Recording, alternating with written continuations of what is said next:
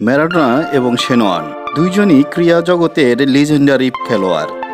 তারা তাদের খেলোয়াড়ি জীবনে অনেক বড় বড় অর্জন করেছেন, যা অনেক খেলোয়াড়ের কাছে স্বপ্নতুল্য। কিন্তু আজকে আমরা আলোচনা করব তাদের ব্যক্তি জীবনের কিছু অন্ধকার দিক নিয়ে। শেনোয়ানের করা একটি বলকে যেমন বলা হয়ে থাকে সেঞ্চুরি অব দ্য বল, ঠিক তেমনি ম্যারাডোনার করা 86 সালের সেই বিখ্যাত গোলটিকেও বলা হয়ে থাকে সেঞ্চুরি অব দ্য গোল। দুই লিজেন্ডারি প্লেয়ারের ব্যক্তিগত জীবনের কন্ট্রোভার্সি নিয়ে অনেক মিল খুঁজে পাওয়া যাবে।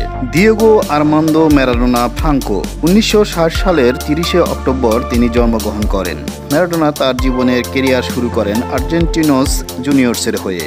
সিনিয়র লেভেলে তিনি বোকা জুনিয়র্সের হয়ে খেলা শুরু করেন। 40 ম্যাচে করেছিলেন 28 গোল, বার্সেলোনার হয়ে করেছেন 36 ম্যাচে 22 গোল, নেপোলির হয়ে করেছিলেন 188 ম্যাচে 81 গোল, সেভিলার হয়ে করেছিলেন 26 ম্যাচে 5 গোল, নিউওয়েলসের হয়ে খেলেছিলেন 5 ম্যাচ। পরবর্তীতে তিনি আবার বোকা জুনিয়র্সের হয়ে খেলে 30 ম্যাচে করেছিলেন 7 গোল, আর আর্জেন্টিনার হয়ে তিনি মোট 91টি ম্যাচে 34টি গোল করেছিলেন। ম্যারাডোনা 1986 সালে আর্জেন্টিনার হয়ে বিশ্বকাপ জিতেন। অপরদিকে সেন্ট কিথ ওয়ার্ন 1969 সালে 13 সেপ্টেম্বর জন্মগ্রহণ করেন।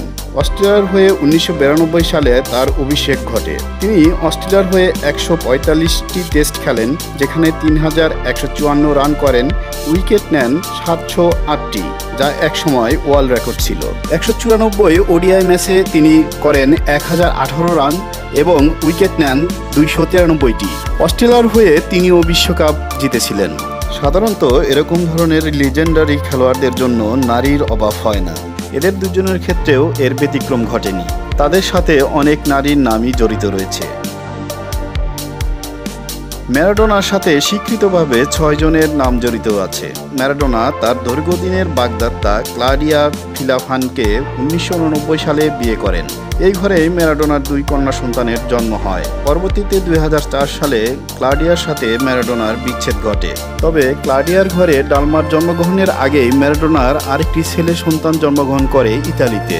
তার মা হচ্ছে ক্রিশ্চিয়ানো সিনাগ্রা। ম্যারাডোনা এই সন্তানকে অস্বীকার করলেও ইতালির আদালতের চাপে পরবর্তীতে তিনি স্বীকার করে নেন।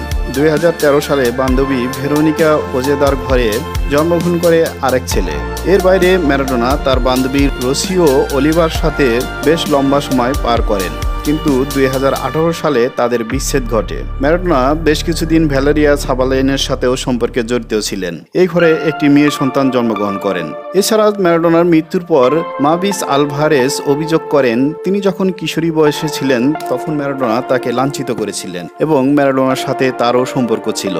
সব মিলিয়ে ম্যারাডোনা টোটাল 8 সন্তানের জনক। মূলত ম্যারাডোনা তার প্রথম 2 সন্তান এবং পরবর্তীতে বান্ধবী ভেরোনিকার ঘরের সন্তানকে স্বীকৃতি দিয়েছিলেন। বাকি সন্তানগুলোকে মূলত চাপের মুখে তিনি স্বীকৃতি দিয়েছিলেন। অপরদিকে শেনোয়ান ছিলেন এই বিষয়ে আরও এগিয়ে। শেনোয়ানকে নিয়ে এমনও গুজব প্রচলিত আছে তিনি 1000 নারীর সাথে রাত কাটিয়েছিলেন। শেনোয়ান 1999 থেকে 2004 সাল পর্যন্ত সিমন ক্যালাহানের সাথে বিবাহিত ছিলেন, যার সাথে তার 3 সন্তান রয়েছে।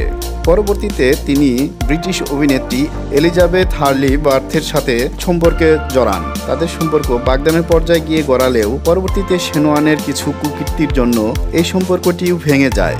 এছাড়াও তিনি এমিলি স্কটের সাথে 3 মাসের সম্পর্কে জড়িত ছিলেন। শেনোয়ানের কিছু যৌন কেলেঙ্কারিও রয়েছে। রিপোর্ট অনুসারে 2019 সালে শেনোয়ান তার ভাইদা ভ্যালের বাড়িতে 2 জন এসকর্ট ও তার প্রেমিকের সাথে একটি 4-মুখী পার্টির আয়োজন করেছিল। 2006 সালে যখন তিনি কাউন্টি ক্রিকেট খেলছিলেন তখন 25 বছর বয়সী 2 যুবককে আমন্ত্রণ জানিয়েছিলেন এবং সেখানে তার অন্তর্বাস পড়া ছবি মিডিয়াতে ছড়িয়ে পড়েছিল। 21 বছর বয়সী লাভ আইল্যান্ড প্রতিযোগী ডানলানের সাথে ফ্লার্ট করতে গিয়ে ধরা পড়ে যান। তার বিরুদ্ধে ব্রিটিশ মহিলা লরা অবৈধ প্রস্তাব দিয়েছেন এই মর্মে অভিযোগ এনেছিলেন। 2017 সালে লন্ডনের একটি নাইট ক্লাবে পর্নোতারকা ভ্যালেরি ফক্সকে লাঞ্ছিত করার অভিযোগ ওঠে শেনোয়ানের বিরুদ্ধে এবং তার মৃত্যুর সময়ও নিয়েও আছে অনেক বিতর্কিত কথা। এই নারীদের বাইরেও ওনাদের জীবনে আরও অনেক নারী এসেছেন, এতে কোনো সন্দেহ নেই। তো যাই হোক, পরিশেষে শুধু এটাই বলবো, 2 লিজেন্ডকে আমরা মনে রাখবো তাদের কর্মজীবনের জন্য।